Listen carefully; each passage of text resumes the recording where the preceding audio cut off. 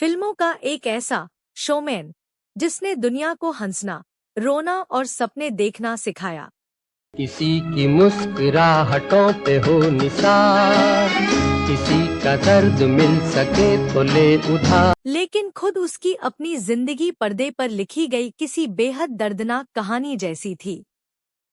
अगर आप सोचते हैं कि आपने राज कपूर के बारे में सब कुछ जान लिया है, तो जरा रुकिए, क्योंकि कहानी अभी खत्म नहीं हुई। निजी जिंदगी के अधूरे प्यार से लेकर आखिरी सांसों तक का वो खौफनाक दर्द, जिसे देखकर खुद देश के राष्ट्रपति के आंसू छलक पड़े थे। आज हम राज कपूर की जिंदगी के वो राज खोलने जा रहे हैं जिन्हें सुनकर आप हैरान रह जाएंगे। तो दिल थामकर बैठिए, क्योंकि यह सिर्फ एक अभिनेता की कहानी नहीं, उस शहंशाह का अफसाना है जिसने अपने आंसुओं को भी सिनेमा का रंग दे दिया। 12 मई 1946 को राज कपूर ने कृष्णा मल्होत्रा से शादी की। घर में बच्चे आए, रणधीर, ऋतु, ऋषि, रीमा और राजीव। राज कपूर एक तरफ जिम्मेदार पति और पिता का फर्ज निभा रहे थे, तो फिर ऐसा क्या हुआ जिसने उनके दिल के दरवाजे पर किसी और का नाम लिख दिया। पर्दे पर आई एक नई जोड़ी, राज कपूर और नरगिस। आवारा, श्री 420 इंच, बरसात। पर्दे की यह केमिस्ट्री सिर्फ एक्टिंग नहीं थी, यह दो दिलों की वो बेपनाह मोहब्बत थी जो छुपाए नहीं छुप रही थी। प्यार हुआ, इकरार हुआ। ऋषि कपूर ने अपनी बायोग्राफी खुल्लम खुल्ला में भी माना था कि नरगिस उनके पिता की जिंदगी का वो पन्ना थी जिसे कभी मिटाया नहीं जा सका। लेकिन क्या आप जानते हैं इस मोहब्बत का अंत कितना दर्दनाक था? 1950 के दशक के आखिर में नरगिस समझ चुकी थी कि राज कपूर कभी अपनी पत्नी और बच्चों को नहीं छोड़ेंगे। उन्होंने एक कड़वा घूंट पिया, राज कपूर का हाथ छोड़ा और सुनील दत्त का हाथ थाम लिया। लेकिन ठहरिए, कहानी में ट्विस्ट यहीं खत्म नहीं होता। नरगिस के जाने के बाद राज कपूर की जिंदगी में आई वैजयंतीमाला, संगम और नजराना जैसी फिल्मों ने पर्दे पर फिर से आग लगा दी।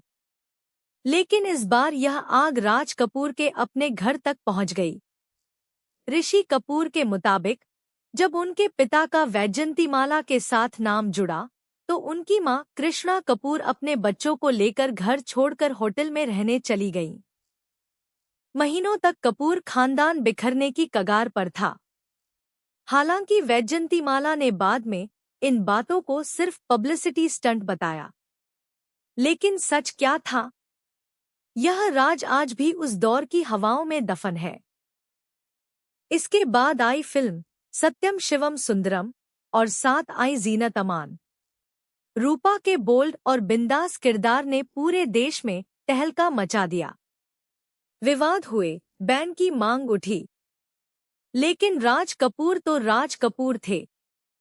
वो जानते थे कि कंट्रोवर्सी के पीछे छुपा असली सिनेमा क्या होता है। रूस, सोवियत यूनियन से लेकर लंदन तक लोग उनकी एक झलक के दीवाने थे। वो बिना भाषा समझे भी दुनिया को रुला सकते थे। और उनकी आदतें? राजाओं जैसी जिंदगी जीने वाला यह इंसान मखमली गद्दों को छोड़कर जमीन पर चादर बिछाकर सोता था।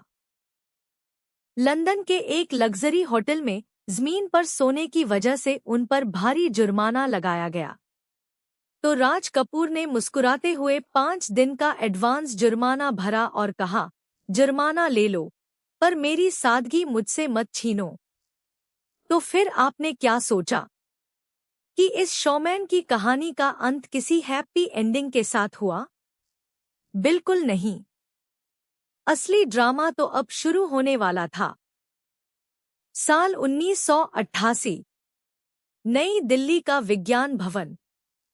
भारतीय सिनेमा का सबसे बड़ा सम्मान, दादा साहेब फाल्के पुरस्कार, राज कपूर को दिया जा रहा था। पूरा देश तालियों से गूंज रहा था। लेकिन उस वक्त मंच के नीचे बैठे राज कपूर की हालत क्या थी, यह सोचकर ही रोंगटे खड़े हो जाते हैं। गंभीर अस्थमा और सांस की बीमारी से जूझते राज कपूर से जब अपना नाम सुनकर उठा भी नहीं गया, वो अपनी कुर्सी पर ढह गए। माहौल में सन्नाटा छा गया। तब भारत के तत्कालीन राष्ट्रपति आर वेंकटरमण ने प्रोटोकॉल तोड़ा। वो खुद मंच से उतरकर राज कपूर की कुर्सी तक आए और उन्हें वो पुरस्कार सौंपा। सोचिए, जिस इंसान ने पूरी दुनिया को अपने इशारों पर नचाया, वो अपनी जिंदगी की आखिरी जंग हार रहा था। समारोह के तुरंत बाद उन्हें एम्स AIIMS ले जाया गया। और फिर आया वो मनहूस दिन, 2 जून 1988। लगभग 1 महीने तक अस्पताल में जिंदगी और मौत से लड़ने के बाद इस मेरा नाम जोकर के नायक ने हमेशा के लिए अपनी आंखें मूंद ली। यहाँ मरना यहाँ इसके। राज कपूर चले गए। उनका शरीर शांत हो गया, लेकिन उनका शो आज भी जारी है। आज भी जब कोई आवारा हूँ गुनगुनाता है, तो लगता है राज कपूर यहीं कहीं मुस्कुरा रहे हैं। तो अब आप बताइए, राज कपूर की जिंदगी का कौन सा पन्ना आपके दिल को छू गया?